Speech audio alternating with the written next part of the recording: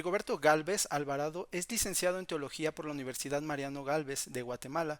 Posee una maestría en Dirección de Medios de Comunicación, un máster en Ciencias de la Universidad Panamericana, un doctorado académico en Teología por la Universidad Panamericana de Guatemala y un doctorado en Divinidades Honoris Causa otorgado por el Sweetwater Bible College, Phoenix, Arizona. Ha sido catedrático de Teología Sistemática en la Universidad Mariano Gálvez. Ha formado parte de tribunales examinadores en el área de humanidades en la Universidad del Valle, Universidad Panamericana y Universidad Mariano Gálvez. Actualmente es rector del Seminario Bíblico Teológico de Guatemala y forma parte del Consejo Doctoral de CONSELA, Consorcio de Seminarios de Latinoamérica. En el área espiritual y ministerial, el doctor Gálvez conoció al Señor Jesucristo en diciembre de 1980 y comenzó a servir en la obra en diferentes áreas. En el ministerio sirve a tiempo completo desde 1987 hasta la fecha. Es pastor ordenado, docente, escritor, comunicador, forma parte del equipo pastoral de Iglesia de Jesucristo Familia de Dios. Está casado y tiene 2 hijas. Y bueno, el día de hoy estaremos aplicando una entrevista al querido doctor. Buenas tardes, le damos la bienvenida a este espacio. Mi nombre es Edgar Quevedo y es un gusto total tenerlo el día de hoy, doctor. No sé si quisiera usted también presentarse, por favor. Muchas gracias, Edgar. Agradezco la oportunidad y la invitación que me han hecho para esta entrevista en la librería Maranata y el equipo excelente que está dirigiendo. Muchísimas gracias por esta oportunidad y un saludo desde allá a todos los que nos están viendo y están en sintonía. Gracias, doctor. El gusto es nuestro y como verá, bueno, estamos ya promocionando su más reciente obra, la cual es el Diccionario de Profecía y Escatología de Editorial CLIE. Me gustaría el día de hoy empezar por preguntarle qué fue aquello que lo inspiró específicamente a escribir un diccionario de teología y, perdón, escatología. Y bueno, tengo entendido que una de las áreas dogmáticas en las cuales usted se ha especializado más es justamente en el tema de la escatología. Sin embargo, pues me gustaría conocer de parte suya por qué esta obra y de qué manera suple las necesidades en el ámbito cristiano. Comenzó la inquietud en el año 1999 a raíz de una conferencia, un congreso escatológico que asistí. Y la exposición de varios de los que ahí participaban me impresionó, pero sobre todo de alguien que aseguraba que la venida del Señor Jesucristo acontecería en el año 2000. Y eso me impresionó mucho. Y me puse a pensar, bueno, si él tuviera razón, creo que ignoro mucho de la escatología, de la profecía, y si no tiene razón, pues me gustaría investigarla. Y desde ahí comencé a abordar el tema, a investigar la profecía y la escatología. De hecho, leí uno de los libros que ahí se presentaba, de casi 500 páginas, con muchos argumentos. De ahí surge la inquietud. A partir de ahí, comencé a investigar sostenidamente hasta hace un año que es más o menos se publicó el libro o este diccionario, esta obra, y seguiré aprendiendo todavía. Pero de ahí surge la inquietud de escribir. De acuerdo. Pues sí, de hecho, creo que sabemos todos que la escatología hoy en día abunda, ¿no? Demasiada especulación, demasiada teoría. Y creo que justamente esta obra, para mí en particular, pues ha suplido esa necesidad de tener pues un eje, ¿no? Una brújula, porque al final estamos a expensas de lo que puedan decir muchas personas. Sin embargo, yo en lo personal quiero agradecerle por este diccionario que ha sido tan esperado y que sé que muchos lo van a disfrutar. Y asimismo me gustaría preguntarle cuál considera usted que fue el mayor desafío para comprender toda esta obra magna, ya que pues una cosa es escribir un libro, ¿no? Un libro pues te puede traer de entre 200, 300, bueno, usted mencionaba ahorita uno de 600 páginas, ¿no? Pero ya la metodología seguida en un diccionario puede ser bastante más amplia. Me gustaría conocer cuál fue el desafío entonces para poder escribir un diccionario de este tipo. El desafío más grande fue la investigación, el meterme de lleno a estudiar las distintas posturas proféticas y escatológicas, apocalípticas, y ver de verdad cuánta confusión ha habido, cuántas distintas posturas hay, y lograr integrar ya en el escrito un pensamiento, diría yo, integral, integrado, que también pretende presentar las distintas posturas, por mencionar algunas, la postura preterista, la futurista, la postura simbólica, la postura historicista, la postura incluso contemporánea, y ver cómo realmente encontrar dónde estuvo el inicio de tanta confusión. Y por eso vemos que en relación a la primera pregunta que iba unida a otra que usted decía, ¿cómo puede contribuir este diccionario? Realmente puede contribuir a tener una mucha más claridad en la profecía bíblica, porque la Biblia es un libro de profecía de principio a fin, y porque la escatología tiene un lugar centralísimo también en la Biblia, no digamos solo en la teología, y esto lo dicen grandes teólogos y grandes biblistas, grandes teólogos comenzando, bueno, con los grandes, ¿no? Con Karl Barth, con Paul Tillich, también con Jürgen Moltmann, con Pannenberg, biblistas muy reconocidos alemanes también, y se interesaron en dar una respuesta últimamente. Pero también en la parte evangélica, como usted mencionaba, han abundado obras y libros que tocan ciertos aspectos, principalmente sobre eventos escatológicos llaman. Pero descubrimos también en la investigación, y ese otro fue los desafíos, que realmente hay una línea muy delgada entre lo que es los eventos apocalípticos en sí mismos y la escatología cristiana, porque no es exactamente lo mismo. Es verdad que la escatología neotestamentaria, la escatología se nutre de la apocalíptica, y de hecho la influencia del libro de Apocalipsis, del libro de Daniel, por ejemplo, el libro de Ezequiel y otros libros, hay que estudiarlos. Y también vemos en los evangelios que hay pequeños apocalipsis. ¿Qué quiere decir esto? Eventos catastróficos, eventos muy sobrenaturales, acontecimientos que van a consternar el mundo. Esos son los aspectos apocalípticos. Pero la escatología bíblica realmente va en la dirección de la esperanza del cristiano, la esperanza de la congregación, de la iglesia, de que no todo termina con la muerte. Es la esperanza en medio de la tribulación que sucederá. Bueno, ya ha sucedido desde el pueblo de Israel, la iglesia ha sido perseguida, ha sufrido, ha tenido tribulaciones grandes, el mismo pueblo de Israel geográficamente hablando, desde el aspecto étnico también, ha sufrido grandes tribulaciones. Pero Sí. de eso se encarga la escatología, esclarecer que hay esperanza en medio de esa tribulación. No solo en la muerte, sino más allá de la muerte. Entendido. Pues, fíjese, es muy interesante todo lo que menciona, empezando por cómo es el énfasis actual, ¿no? En la escatología, sobre todo cuando entendemos que, bueno, yo he leído un poco y sé que la escatología siempre se había dividido en escatología individual y en escatología general, ¿no? Que técnicamente esto tiene que ver con el destino particular pues, de las personas, ¿no? De los creyentes, pero también en el destino, por así llamarlo, cósmico de todo lo que es pues el mundo, hacia dónde va dirigido. Yo podría decir que incluso el énfasis actual es sobre este segundo tipo de escatología, es decir, la de tipo cósmico. Y sí, concuerdo, creo que hoy en día, producto de ello, ha provocado que se enfoque en el tema de la apocalíptica, incluso hasta llamarlo en cierto modo sensacionalista.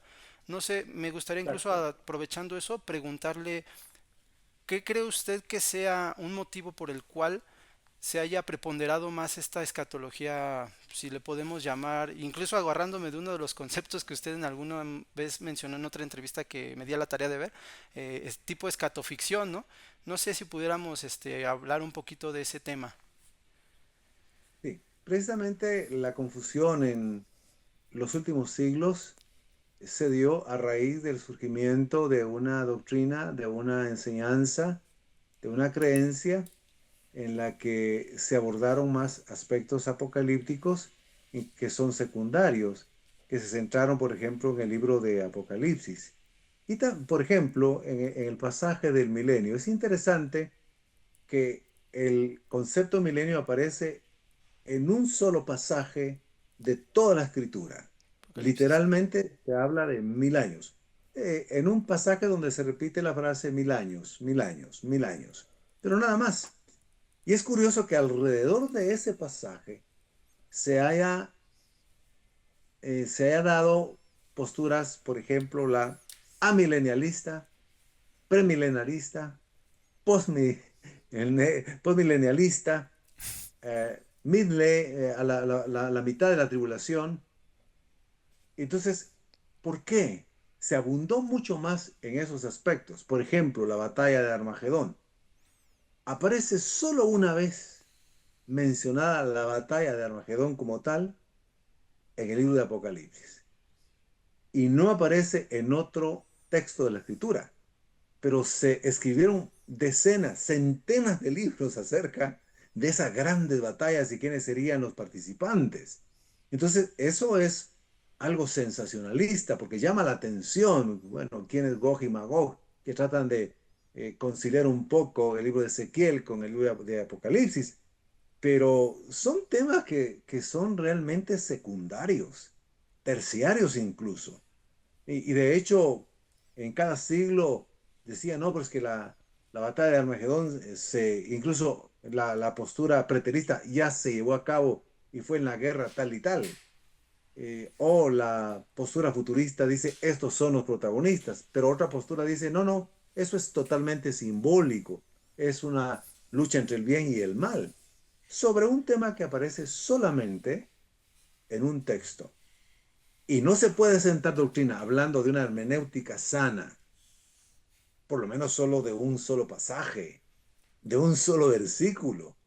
Hay que tocarlo con mucho cuidado. Se debe de abordar, es correcto, pero no debe tomar la centralidad. Otro aspecto es con relación al anticristo, por ejemplo. El anticristo aparece solamente entre 4 y 5 veces en la primera carta y la segunda carta de Juan. Nada más. Pero se ha hablado muchísimo acerca del anticristo y lo comparan con el hombre de pecado, pero no es necesariamente el hombre de pecado. Así lo ven las distintas posturas. Y podríamos mencionar otros temas que cuando uno estudia a los biblistas y a los teólogos de mucha experiencia que han abordado la escatología, la esperanza cristiana, el eschaton, ¿verdad? Lo último o el último, y logía es el saber, conocimiento, ciencia, el conocimiento de los eventos últimos, no solo antes de la segunda venida, durante la segunda venida y después de la segunda venida hasta la eternidad.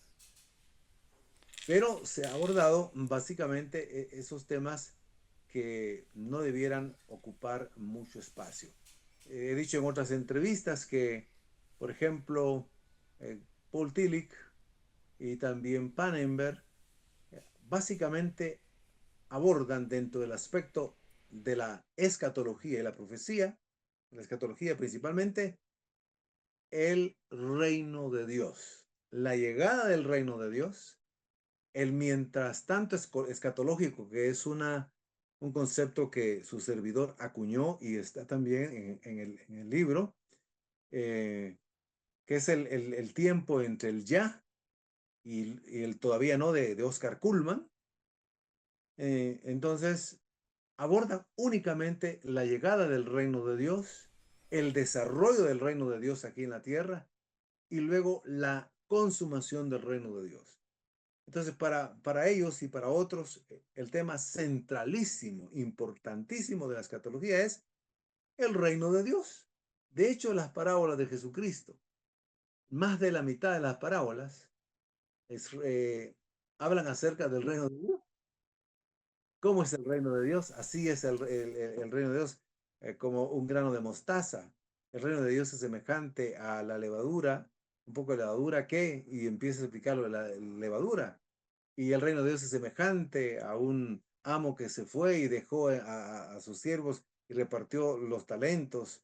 Entonces, hay muchas parábolas, pero eso, curiosamente, en los libros de la escatología, entre comillas, evangélica, casi no se aborda el reino de Dios.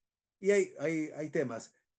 Ahí, dentro del diccionario, una entrada que abordo de la escatología evangélica.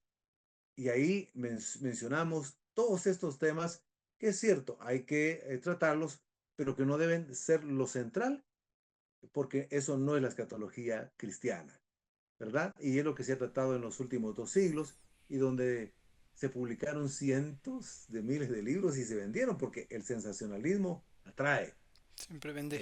la ficción atrae, lo espectacular atrae, pero el reino de Dios curiosamente empieza de muy pequeño, empieza en el corazón del hombre, transformándolo, luego se va extendiendo poco a poco y no es tan llamativo como lo presenta la escatología evangélica. Fíjese que, bueno, estoy tomando mis anotaciones también. Me interesa mucho algo que una vez escuché, o bueno, más que escuchar, leí de un autor, me imagino que lo ubica, es Kenneth Gendry. Él menciona al respecto que la postura escatológica, o bueno, más que postura, ¿no? La visión escatológica que tengamos influye de facto en el desenlace de nuestra demás doctrina, ¿no? O sea, podría decirse que la escatología es como una, y de hecho esto lo tomo también de usted en otro de su libro que es el de Repensar Escatología, menciona que es la piedra angular. Esto obviamente por consecuencia nos lleva a entender que la escatología es algo verdaderamente fundamental para poder seguir navegando en las páginas de la escritura. No es algo que simplemente debamos dejar al final, ¿no? Como muchos aplican, ¿no? En los manuales de dogmática, ¿no? Siempre la escatología es hasta el final, porque se piensa ese orden siempre, ¿no? Pero debemos entender que la escatología, hay una frase que dice otro autor que se llama Chilton, que yo sigo mucho, David Chilton, decía, la escatología es el hilo que ivana todo el tapiz bíblico. Y me parece demasiado hermoso, pero a la vez retador porque nos invita justamente a eso, a ahondar en toda la escritura, no solamente ver la parte o tomar la parte por el todo. No sé si pudiera decir algo al respecto en esto, me interesaría mucho No, escucharlo, doctor. no, es correcto, es correcto. Ya, por ejemplo, eh, la escatología, eso era otra fue las sorpresas en mi investigación, cuando me metí de lleno a estudiar prácticamente 25 años antes de escribir el primer libro de escatología.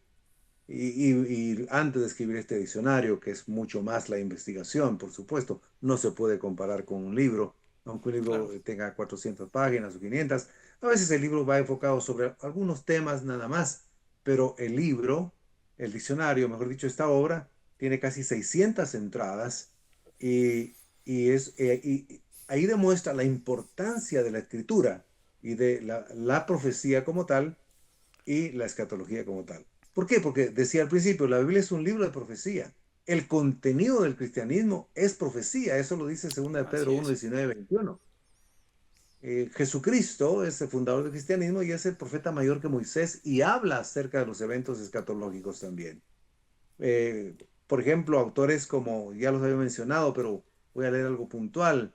Por ejemplo, estos teólogos grandes dicen, la escatología no es solo un tema de un capítulo particular de la dogmática, como usted mencionaba también, sino que determina la perspectiva para la totalidad de la doctrina cristiana. Eso lo dice Pannenberg. Barth dice, el cristianismo que no sea totalmente en su integridad escatología no tiene nada que ver en absoluto con Cristo. Y es verdad. Y Molman dice la escatología debería ser no el punto final de la teología, sino su comienzo. Su comienzo y su final. Y así podríamos citar a otros autores que no podemos avanzar mucho por el tiempo. Pero eh, decía que me sorprendí porque la escatología le dedica un promedio, las teologías sistemáticas, de no más de 80 páginas. Algunas tienen 20, algunas tienen 30, algunas tienen 40 y 50 páginas a la escatología. Eso es crítico, es crítico. Mientras, obviamente, a la doctrina de Dios y de Cristo, pues tienen muchísimas más páginas. Pero Dios quiso que la historia de salvación comenzara precisamente con el anuncio profético. de la salvación, el anuncio del cumplimiento del Mesías. Eso es profecía y es en alguna medida escatología, porque también Jesucristo, algunos teólogos y biblistas lo consideran como el protagonista, Él es el eschaton, Él es el último. Por eso se le menciona también como el, Él es el alfa y la omega, Él es el Exacto. principio y Él es el final. Entonces, es muy interesante que algunos teólogos se han percatado y nosotros también, y por eso dijimos, no, la escatología hay que retomarla. Y algunos deberían, dice, debería aparecer realmente quizá después de la cristología. Cristología, escatología, neumatología, la doctrina de Dios está bien también, luego tal vez la de eclesiología y luego la parte de la salvación y demás. Pero bueno, en el diccionario están todas esas posturas. No tenemos una postura que estamos inclinando, aunque sí hay una postura que descubrimos en la investigación escatológica, que es preterista, futurista y postribulacionista. Ahí tenemos el esquema, es la propuesta que yo doy, que es una propuesta integrativa que no existía, no existe en otra parte, y nosotros la proponemos, pero la proponemos después de un estudio profundo, profundo, de verdad, exegético, hermenéutico, bíblico, histórico también, tomando lo que creemos que sí, bíblicamente es correcto en la postura preterista, lo que es correcto de la postura futurista y de lo que es correcto de la postura post-tribulacionista. Pero mencionamos genuinamente todas las otras 7 que hay con sus esquemas respectivos. Estas son las características de este diccionario también, que tenemos diagramas que son bastante claros, que pueden identificar y luego los explicamos detalladamente. Entonces alguien puede ir a esa entrada y ver esos esquemas y decir, lo entiendo de manera más fácil así. Sí. Bien. Creo que entonces eso representa también un gran reto, ¿no? Porque, a ver si me doy a entender, esta parte de ir definiendo varias posturas en el diccionario también nos lleva a la pauta de cómo irlas integrando. Bueno, usted mencionaba que de algún modo, y de hecho lo apunté, ¿no? Que sí mantiene un cierta, vaya, postura y cómo va complementando. No sé, se me ocurre preguntarle, en este caso, ¿usted recomienda a los cristianos que se están adentrando en el tema de investigación escatológica comenzar por alguna postura o debe haber algún orden específico y de qué manera podemos, como dice usted, integrarlo? Es decir, nos mantenemos al margen o adquirimos una postura. Ese debate es bastante interesante porque hoy en día, pues este tema de las escatologías, se ha suscitado mucho, ¿no? Entonces, no sé cómo usted lo pueda abordar, esa posición integrativa, sobre todo también para aquellos que pues apenas se están adentrando, porque digo, entiendo a qué se refiere con pretribulacional, preterista, futurista, pero para aquellos que a lo mejor todavía están adentrándose en esos conceptos, ¿cómo los pudiera usted desglosar y en función de esta postura integrativa, vaya? Sí. Por ejemplo, la postura preterista es la que enseña que todo se cumplió, es decir, la preterista total, que todo se cumplió, todo lo profetizado, todo lo que enseña la escatología se cumplió en el año 70 en la destrucción del santuario de la ciudad de Jerusalén. Ahí, no hay más, ahí está todo. Ahora, claro, está la postura preterista, tiene razón en parte, porque sí, ya explicamos nosotros, hay algunos aspectos que sí se cumplieron cuando el Señor Jesucristo dijo que no verían, hablando de esta generación, eh, no pasará esta generación sin que esto acontezca. Realmente se estaba refiriendo también a la destrucción del templo de Jerusalén, y eso sí ocurrió en el año 70. Esa es la postura preterista, la parte que nosotros decimos. Ahora, déjenme explicar.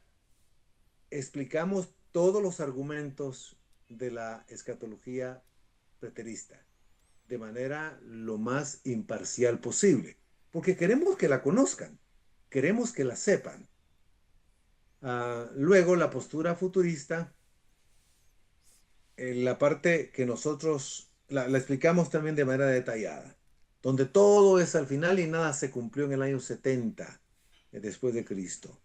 Y que todo se cumplirá al final de los últimos tiempos. Bueno, para comenzar, hay una entrada allí en el diccionario acerca de los últimos tiempos. ¿Cuándo comenzaron los últimos tiempos? Comenzaron desde el derramamiento del Espíritu Santo. Ahí comenzaron los postreros días, que fue profetizado por Joel. Entonces, los postreros días ya van realmente más de 2000 años.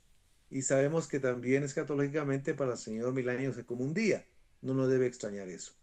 Entonces, la postura futurista, sí creemos también que la segunda venida del Señor, obviamente, no se dio en la venida espiritual y en el acontecimiento del año 70 después de Jerusalén, tampoco en la venida espiritual del siglo XVI, XVII, de la postura radical de la Reforma Protestante, o la postura de la escatología simbólica que dice, no, Jesucristo ni ascendió físicamente o espiritualmente de manera real, ni va a venir físicamente, no. Ahí explicamos las distintas posturas. Aquí, por ejemplo, tenemos, para que se dé una idea a nuestros ¿Cuánto tiempo tengo? queridos um, hermanos y hermanas que están ¿Cuánto atentos, llevo? están en sintonía. Por ejemplo, partimos de la escatología. ¿Qué es la escatología? ¿En qué consiste? ¿Cuál es su naturaleza? ¿Cuál es su fin? ¿Cuál es su propósito? ¿Cuál es su metodología? También vemos la escatología en la historia, una perspectiva histórica que es riquísimo esa entrada, ver cómo lo vieron los padres de la iglesia, la parte de la historia antigua, ¿verdad? La patrística, la época medieval, cómo lo vieron los reformadores, cómo lo vieron después, donde vino la época posterior a la reforma, y, donde hubo también la época, bueno, hubo varias épocas, hasta llegando al periodo de las luces. Estuvo el pietismo, estuvo la ortodoxia, la época de la ortodoxia, por ejemplo, cómo vio la escatología, cómo reaccionó en la época del pietismo, en la época de las luces, cómo se dio la escatología, la estudiaron también la teología contemporánea y luego el siglo XX, siglo XXI. Esta entrada es muy rica, se aprende muchísimo. Luego está la escatología axiológica. No voy a entrar en temas un poco complicados, pero ahí está la escatología que nosotros consideramos, eso sí, que es bíblica cristiana. La escatología consecuente, que ha sido muy debatida por sus puntos un poco liberales. También está la escatología de la creación, la escatología del Dios que viene, la escatología de la dimensión antropológica, la escatología en la dimensión bíblica, también la escatología racional, la escatología existencial, futurista, que ya mencioné, la escatología inaugurada, la escatología pagana incluso, porque hay, Sí, y la escatología simbólica. ¿Y qué relación tiene la escatología con la misión de la iglesia y el método integrativo? Así que el diccionario de verdad presenta una riqueza, sí, es la verdad. Y cabalmente estaba leyendo una recensión que hizo uno de los doctores aquí en Guatemala del libro y me impresiona. Leyó literalmente prácticamente las 900 páginas del libro. Hubiera salido un poquitito más y la letra hubiera sido un poquito más grande, pero entendemos que así deben ser los diccionarios.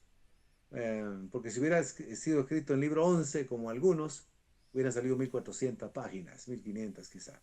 Pero él decía en esta recensión, habla de que lo sorprendente entre muchas otras cosas del contenido de este diccionario es que tiene las interpretaciones históricas de todas las épocas, como ya mencionaba. Tiene una perspectiva bíblica también, la perspectiva bíblica hebrea, la perspectiva bíblica intertestamentaria y la perspectiva neotestamentaria. También enseña las tradiciones del Antiguo Testamento, la hipótesis documentaria, de cómo se ha utilizado los textos y cómo ha tenido influencia algunos textos apocalípticos como el libro de Enoch. Eso hay que saberlo también.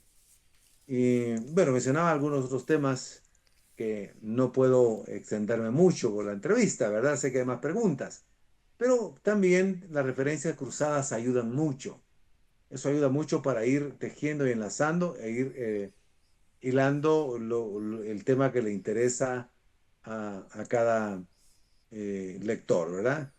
Tenemos en el diccionario, en esta obra, mucha simbología, mucha tipología que es característica de la profecía, de la escatología y de la apocalíptica también. De acuerdo. Y las distintas interpretaciones. Bueno, perdón, creo que ya me extendí. No, descuide usted, extiéndase, no se preocupe. No, no, para nada, es demasiado enriquecedor y créame que en este momento a mí también me está abriendo demasiado el panorama. Yo igual, ¿no? Me he ido por la parte del debate, ¿no? De premilenial, amilenial, posmilenial, que premilenial clásico, premilenial dispensacional, ¿no?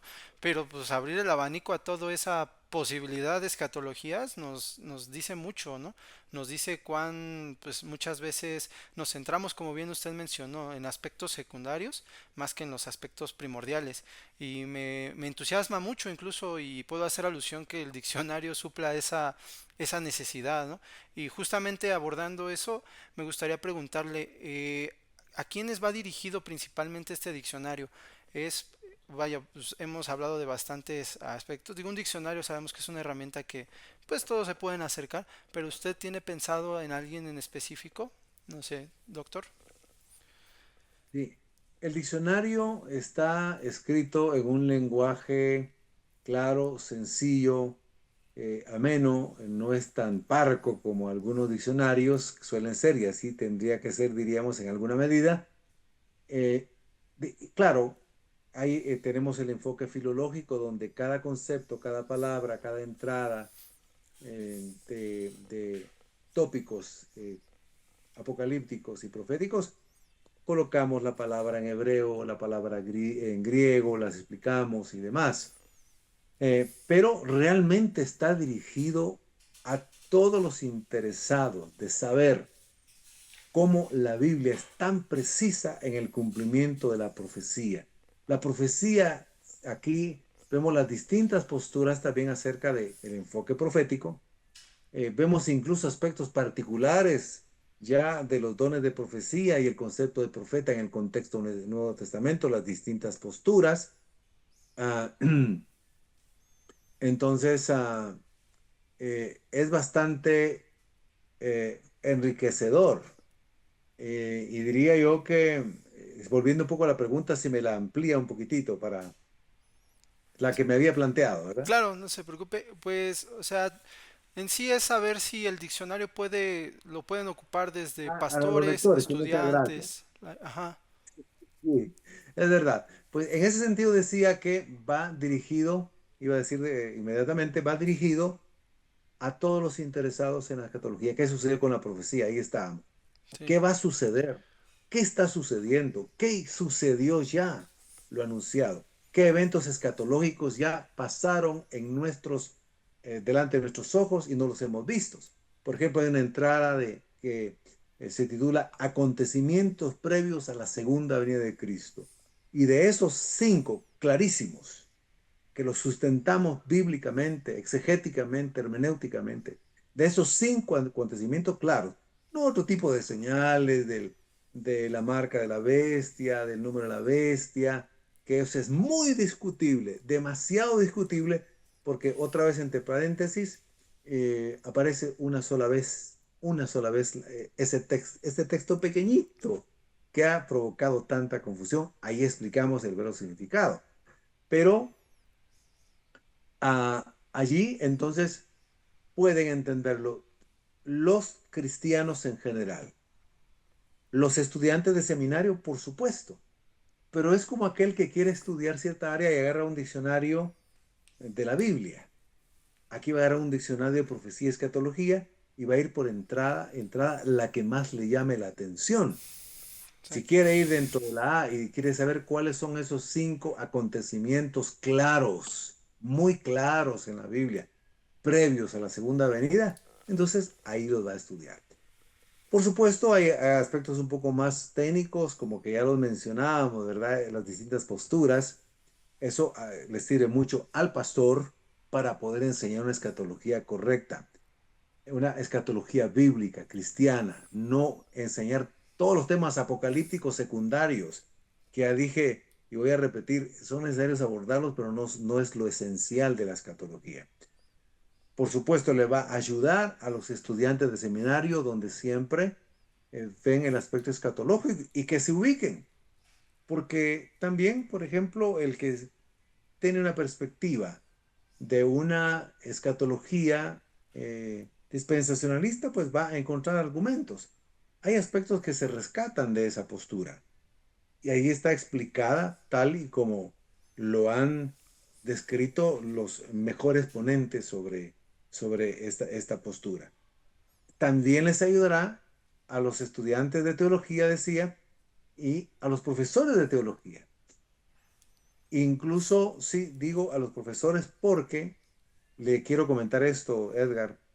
A mí me impresionó hace algunos años que varios doctores, digo varios, tal vez tres, voy a usar la palabra más precisa, tres doctores en Nuevo Testamento, que yo tuve la oportunidad de conversar con ellos, ocasionalmente, que yo estaba con esa investigación desde el año 1999, le empezaba a tocar algunos temas escatológicos. Y para mi sorpresa, me decía, mire, la verdad que esos temas no mucho les he dedicado tiempo. Y yo les decía, ¿y por qué? Hay tanta postura y hay tanta confusión que la verdad que perdí el interés. Hablo de un doctor en Nuevo Testamento. Entonces, eso es impresionante. Por eso, este libro, en los tiempos que estamos viviendo ahora, donde de verdad podríamos decir que lo que anuncia Mateo, capítulo 24, versículos 8 9 en adelante, donde habla de que será principio de dolores, de guerras, de rumores de guerra, de pestes, de hambres, de terremotos. Eh, Realmente ahora estamos viendo que sí se están cumpliendo ya algunas de estas señales. Entonces, para los incluso especialistas, de alguna manera diríamos, a los que están estudiando Nuevo Testamento, este libro les va a ayudar. Les va a ayudar. Entonces, realmente es para todo creyente, independientemente si es un cristiano que asiste, es un estudiante, es pastor, a los pastores les serviría muchísimo. A mí como pastor me ayudó mucho a entender bien lo mejor posible. No es que lo sepa todo ya, por supuesto. La profecía y la escatología. Y los catedráticos de escatología, los estudiantes de seminario y también los que ya pues son teólogos, ¿verdad?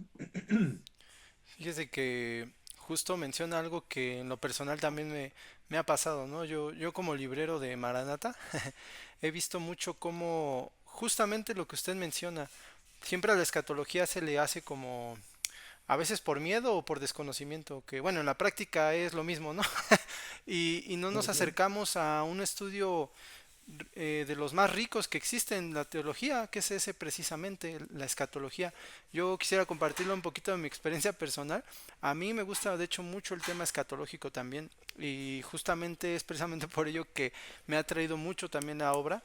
Es importante pues ver cómo, como lo mencionaba bien usted, hay tanta gente que a este tema no se le acerca precisamente por eso, sin saber que en cierto modo yo, como he podido observar, sí influye mucho en su actuar cristiano. De hecho, creo que podría decirlo yo así, ¿no? La misión de la iglesia está altamente determinada por la escatología. Y precisamente, ¿no? Yo quisiera también preguntarle cómo es que la escatología conecta en la iglesia de hoy. Es decir, también usted mencionaba un poquito sobre, me parece ser que era la escatología ahora, o bueno, no, el mientras tanto escatológico. Y eso me gustaría que usted me pudiera ayudar a definirlo, precisamente porque me suena justamente a esto, ¿no? Que se ha dejado de lado el reino de Dios, el reino de los cielos, como bien menciona, un tema central en la escatología, y que podemos ver los estragos incluso en el avance misional o en el avance pues del evangelio en el mundo. Yo podría decir incluso como bien mencionaba hace un momento, el pietismo que hay en algunas iglesias, pues también funge como, pues como tope, ¿no? Para que el reino de los cielos se extienda. Bueno, yo lo he podido ver así. Atiendo a gente que siempre me dice, no, es que, pues técnicamente como ya estamos aquí a la puerta de que todo esto termine, pues ya para qué hacemos esto. O incluso he llegado a escuchar peores argumentos como para qué evangelizamos, ¿no? Si ya pues esto ya se va a ir pues casi casi pues bien lejos, ¿no? Entonces, no sé, eso me parece muy interesante y sobre todo si nos puede exponer un poco más sobre ese mientras tanto escatológico que usted hace alusión. Sí. El mientras tanto escatológico, ¿cómo conecta con esa escatología con la iglesia de hoy? Mencionaba también. Ese tiempo que tenemos entre la llegada del reino de Dios, que la anunció Jesucristo y Él mismo la inauguró, porque Él es el eschaton también, el alfa y la omega, y ese mientras tanto escatológico, el tiempo entre la llegada del reino de Dios y la segunda venida, es el que la iglesia debe de aprovechar para llevar a cabo la gran comisión. Y eso nos da ejemplo la iglesia del principio. La iglesia del principio era una iglesia que tenía clarísimo el aspecto escatológico. Si algo movió a la iglesia fue el anunciar que el Mesías había venido. Ese fue un cumplimiento profético. Y que ese Mesías había sufrido en la escritura, había muerto conforme a las escrituras, sepultado conforme a las escrituras y resucitado conforme a las escrituras. Entonces, y que ese mismo Jesucristo vendría por segunda vez. Entonces, la iglesia del principio tenía eminentemente una conciencia escatológica y por eso les urgía predicar el evangelio para que este evangelio llegara a todo el mundo conocido. Les movió evangelizar, pero ¿qué predicaban? Reino. Que Cristo salvaba, que Cristo había muerto para perdonar nuestros pecados, que Cristo había dado cumplimiento a la profecía del Mesías, que Cristo había ascendido a los cielos, que Cristo volvería otra vez. Ese es el mensaje de los apóstoles. Ese es el mensaje de la iglesia. Entonces ellos fueron de la escatología, aunque no hablaban ya propiamente de escatología como tal, de la escatología de la misión. Entonces, y luego la misión se fortalecía por la escatología. Ahora nosotros, más que nunca, debemos estar conscientes que de verdad estamos en los postreros tiempos de los postreros tiempos. Ahora sí, podemos decir con cierta certeza que ahora sí estamos en los verdaderos principios de dolores. Y cuando los dolores comienzan a suceder, siguiendo la metáfora de la mujer que va a dar a luz, ya no hay retroceso, ya no hay retorno. Los dolores comenzaron y entonces va a dar a luz la mujer. Entonces creo que el principio de dolores, escatológicamente hablando, realmente ha comenzado. ¿Por qué? Bueno, estamos viendo que después de casi 100 años aparece una pandemia. Estamos viendo de nuevo las guerras cómo están surgiendo. Y relacionado con eso, crisis económica, crisis sanitaria, crisis política, geopolítica, crisis también en la iglesia del Señor en el mundo entero. Entonces, si uno está conectando lo anunciado, eh, qué sucedería en los posteros tiempos, donde habría también muchas falsas enseñanzas, falsos maestros? Ya lo dice Pablo a Timoteo, lo dice la carta de Judas, lo menciona Santiago, el apóstol Pablo también, el apóstol Juan. Entonces, ahora más que nunca, nosotros debemos de evangelizar, testificar. Y de hecho hay un dicho teológico que dice, dime cuál es tu escatología y yo te diré cuál es tu conducta, cuál es tu realización. Si nosotros no nos percatamos ahora de que es uno de los, estamos viendo los tiempos más complicados que ha vivido la historia de la humanidad. Los avances de la ciencia son extraordinarios, la tecnología extraordinaria, la ciencia extraordinaria, pero los males están aumentando también. Los desastres que estamos viviendo del clima es la creación que está gimiendo, esperando la manifestación gloriosa de los hijos de Dios. Este mundo no va a mejorar. La profecía dice, usando una metáfora, bueno, también es verdad, es lineal hacia un desenlace, tiene un principio y tendrá un fin. Entonces no hay un retroceso. Y la escatología también anuncia eso. Y el mientras tanto escatológico es lo que nosotros debemos de hacer mientras el Señor viene.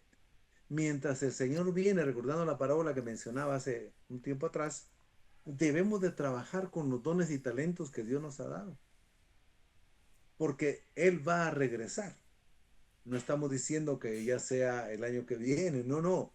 Serán no sé cuántos años, pueden ser decenios, no lo sabemos, pero de que estamos viviendo situaciones más complejas, por supuesto que sí. Ahora nos damos cuenta. Entonces es muy interesante. Creo que ahora de verdad la escatología tiene más relevancia que ninguna otra. Y para mayor claridad y paz, porque si me permite abundar un poquitito más, estimado Edgar, Claro. en el tiempo de la pandemia como pastor lo viví, no solo como teólogo, dando clases en los estudiantes de manera virtual, usando plataformas, las distintas plataformas que se usan, sino también aconsejando a los miembros de la iglesia que veían a sus seres queridos partir en la pandemia. Y decían, bueno, pero ¿esto qué es? ¿Nos vacunamos? ¿No nos vacunamos? Esa escatología que le damos que es muy sensacionalista, que es terrorífica, que es de miedo, que no nos tenemos que dejar de sellar, hay que entender bien el diccionario en las distintas entradas, lo explica realmente qué significa de acuerdo al texto, a una correcta exégesis, a una correcta hermenéutica, en el contexto histórico, filológico, teológico también. Pero el que tiene claridad en la escatología les dice, no, las vacunas no tienen el chip del anticristo, porque a mí me decía, pastor, ¿será que me vacuno? Porque están diciendo las teorías de conspiración, que fueron muy famosas, que ahí venía algún sello que nos iban a estar controlando, que traían ciertas cuestiones, y la verdad que no es así. Sencillamente es el cumplimiento de que habrá pestes, habrá epidemias. Y cuando uno entiende eso, tiene paz, tiene tranquilidad. Yo no soy antivacuna y tampoco estoy diciendo que estoy impulsando las vacunas, pero yo me vacuné porque yo vi como pastor, y la iglesia nuestra, por la gracia de Dios, es de miles, es grande la iglesia. Pues vi cientos de familias que padecieron los grandes dolores del COVID cuando no se habían vacunado.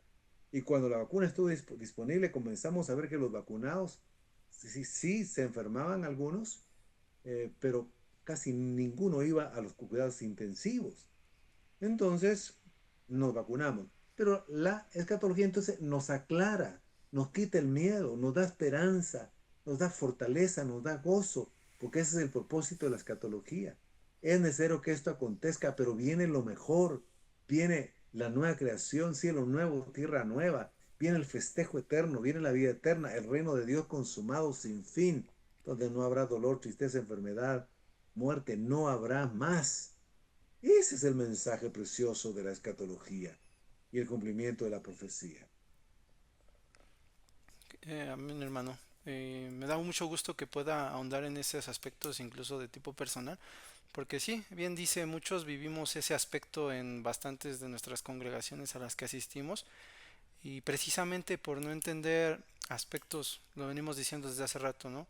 Esenciales del reino de Dios, pues sucumbimos ante, pues ante el miedo, ante pues la duda incluso, ¿no? Cuando la Biblia siempre ha sido un libro pues que arroja luz, sobre todo pues en este tema que muchas veces como decíamos también puede ser un tema que para unos pueda representar algo engorroso, algo difícil y es ahí donde como último me gustaría preguntarle para alguien que se está adentrando en el tema escatológico, ¿usted tiene alguna recomendación? Algo, digo, el diccionario de entrada, pues lo recomendamos muchísimo, ¿no? Para aquellos que estén ahondando en la escatología. Y particularmente usted, doctor, ¿cómo debería ser este proceso también de entrada para también empezar a ahondar en estos temas que más allá de causarnos miedo, como bien dice usted, deben causarnos esperanza, una esperanza como iglesia? Es correcto. La verdad es que yo podría decir que el diccionario les ayudaría mucho. Claro, Porque podemos decirle, mire, lea su Biblia, trate de entenderla, medite, ore, métase a estudiar o póngase a estudiar, como decimos en el lenguaje coloquial, decida incursionar en estudio de la teología y va a entender mejor. Pero bueno, eso tomará un tiempo y un proceso.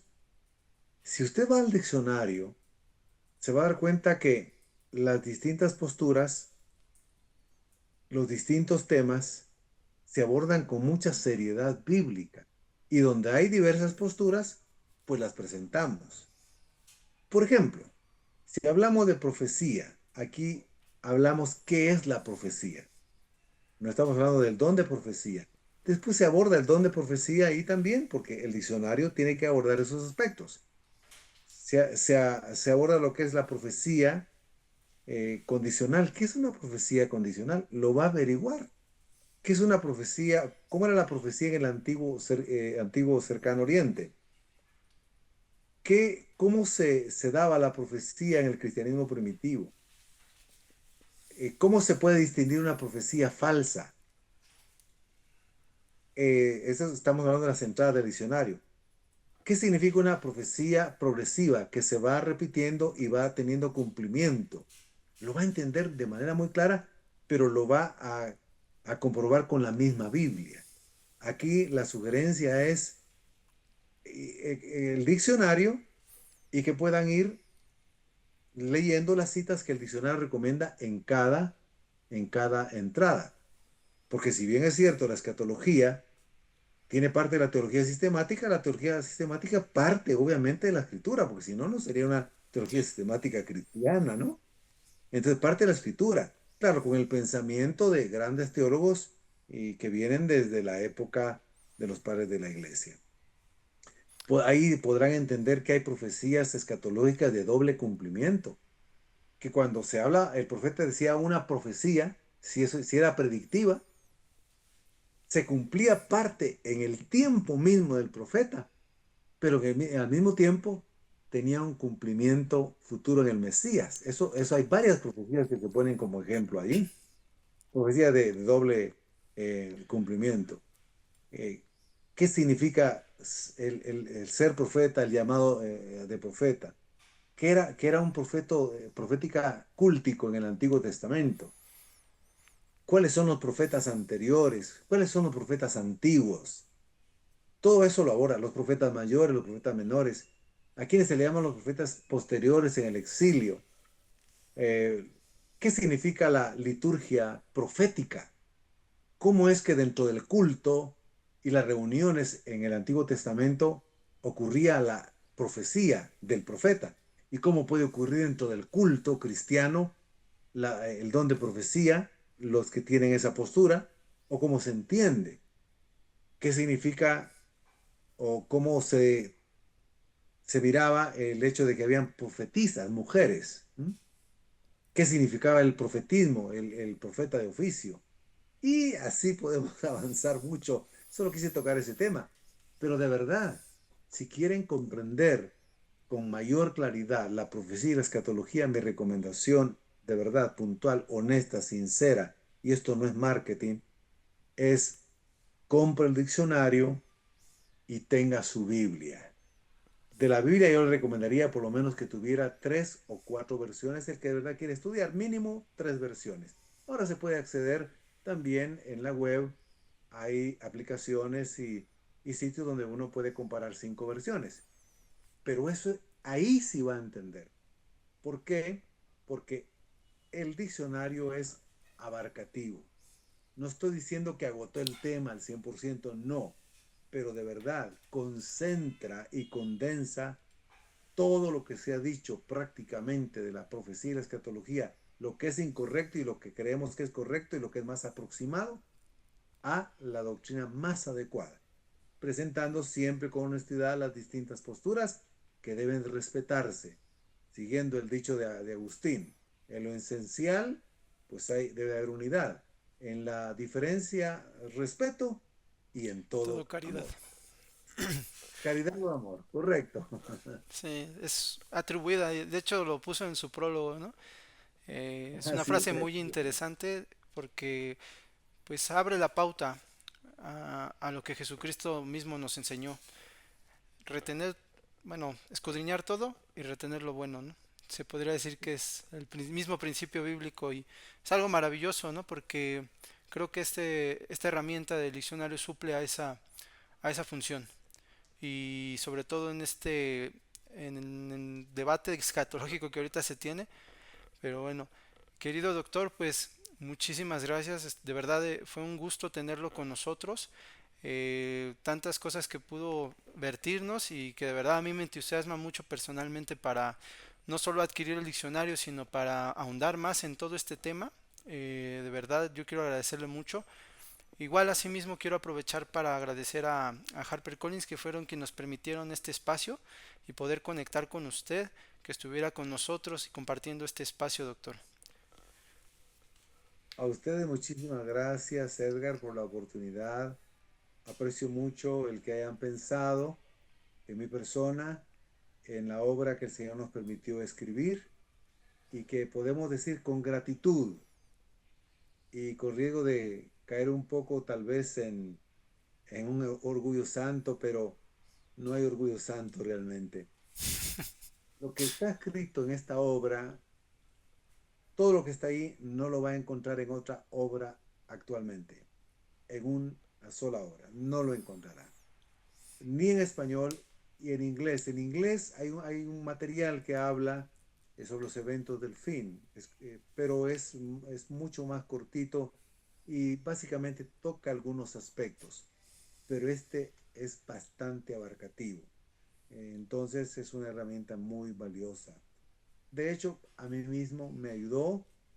Yo entré en crisis no de fe, pero crisis de creer en la escatología y en las posturas, porque yo enseñé muchas cosas equivocadas. Entonces, esto me ayudó y es una obra de maduración de 25 años. No se me Wow. ocurrió el año pasado, no se me ocurrió en la pandemia, sino del año 1999 estudiamos de manera continua y sostenida materiales y la lectura, volviendo a leer la Biblia, volviendo a leer pasajes. Yo leí el pasaje de las 70 semanas de Daniel cientos de veces, porque ahí radica una de las mayores confusiones, perdón que me esté alargando, pero de No las se mayores preocupe, adelante. confusiones. Sí. Ahí yo conozco con la mayor honestidad posible las distintas creencias y posturas de la semana 70. Es otra cosa curiosa que solo de esa semana 70 han surgido un montón de teorías. Ahora, nosotros las estudiamos a conciencia y descubrimos algunos aspectos escatológicos que podríamos ser contemporáneos que no van a encontrar en otro material, pero que los sustentamos exegéticamente, como dije, hermenéuticamente, bíblicamente, teológicamente. Así que muchísimas gracias por la oportunidad, a ustedes como librería, a ustedes en lo personal y a HarperCollins, a Clive también. Gracias de todo corazón. De acuerdo, doctor, no, el gusto fue nuestro. Y claro, no se olviden visitarnos en librerías Maranata, ubicadas en zona centro, zona sur y zona norte, en sus sucursales Bolívar, Miguel Ángel de Quevedo, Satélite e Iztapalapa. Y bueno, asimismo quiero aprovechar para invitarlos a seguirnos en nuestras redes sociales. Se encuentran como Facebook Librería Maranata MX y también nos pueden encontrar asimismo en Instagram y TikTok. Muchísimas gracias. Estaremos subiendo esta entrevista a YouTube donde esperemos que sirva de mucho para darle más realce a esta obra, que como ya escucharon los que nos están viendo, es una obra magna, no es algo de unos años, es todo el trabajo de gran parte de su vida, querido doctor, y quiero instarlos a todos para que puedan aprovechar eso y darle ese reconocimiento que se merece. Muchísimas gracias, doctor Galvez, y hasta luego. Así, Esperemos vernos pronto en alguna otra ocasión. Fue todo un gusto.